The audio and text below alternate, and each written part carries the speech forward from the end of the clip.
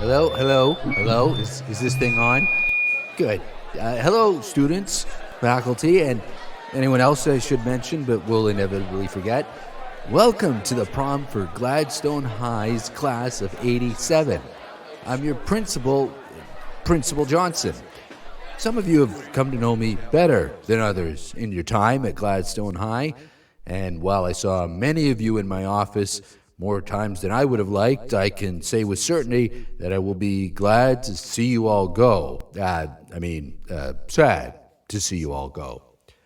Right. So I would like to thank Mrs. Kroonberg, the home economics teacher, for the lovely cookies she and her class baked, and the prom committee for their hard work on the banner, punch, decorations, and the balloon arch under which you have had all of your pictures taken when you arrived. I would also like to thank Mr. Feldspar, head of janitorial services, and his team in advance, as they will have to clean up the mess you all make tonight. I assure you, your bid for a higher Christmas bonus is under consideration. It's my duty to announce the prom king and queen, so let's get this show on the road. Let's begin with the prom queen. May I please have all the nominees to the stage? And the winner is...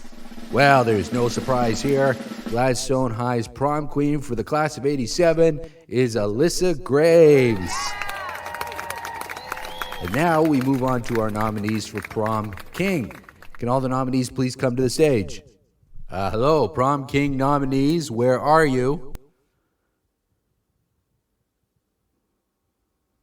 Ronnie, what took you so long, Ronnie? And why are you all wet?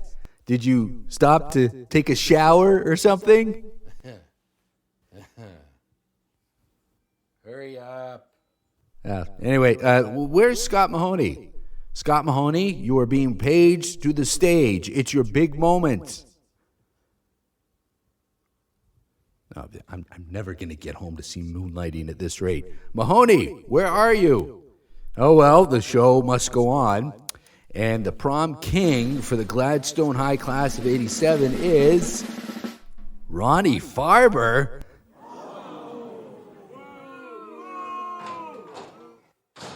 It's Scott. He's in the locker room. He's dead. Okay, everyone, stay here. Nobody leaves. Mrs. Kroonberg, shut the doors so no one can go. You are all now suspects, and you must remain here until the police arrive. Scott Mahoney was found dead in the locker room with his head in one of the toilets. Now, anyone who knew Scott would detect the irony in the manner in which he died, as he inflicted swirlies on many a nerd in his time at Gladstone High.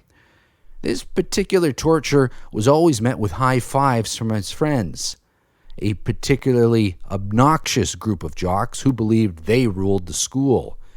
It appears that Scott was hit with something hard before he drowned in the toilet. He had a wound on the side of his head that was still fresh with blood, which means that the murder most likely took place in the 50 minutes before the announcement of the prom king and queen was made.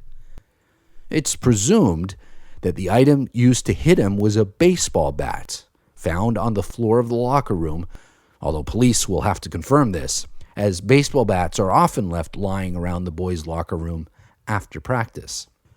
The suspects have been identified and will make themselves known to you shortly.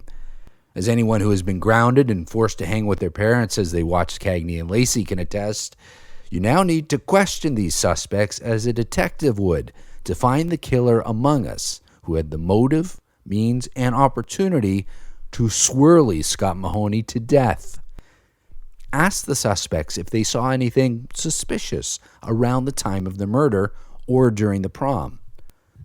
Also ask if they know of anyone who would have wanted to see Scott Mahoney dead.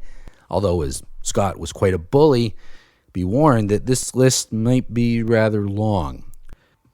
You may need to question each suspect more than once to have them reveal their secrets, so ensure that you form your questions well. If a suspect knows the answer to a question you ask, they are sworn to answer and answer truthfully. If, however, you ask a question to which they cannot provide a relevant answer, they have been instructed to use the phrase, "I have nothing to say about that." If you hear this phrase, you can take it to mean that you are on the wrong track and change your line of questioning. The night you have been waiting for throughout your entire angst-ridden teenage lives has been ruined, and now you will have to investigate your fellow students and the faculty to discover who among us is a killer.